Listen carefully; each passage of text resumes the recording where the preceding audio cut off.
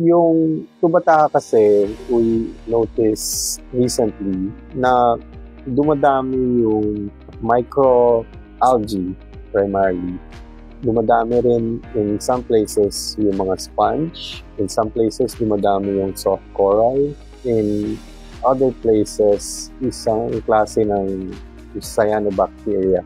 Yung hypothesis namin is those increases are driven by a change in the nutrient levels. So, parang napapalitan yung mga coral ng mga ibang organismo na normally naman nakikita sa reef, pero yung disturbing for us is dumadami sila at kumukonti yung coral. Ang hypothesis namin ay dahil dumadami yung nutrients sa lagoon, at ang isang possible source ay yung mga ipot ng mga seabirds.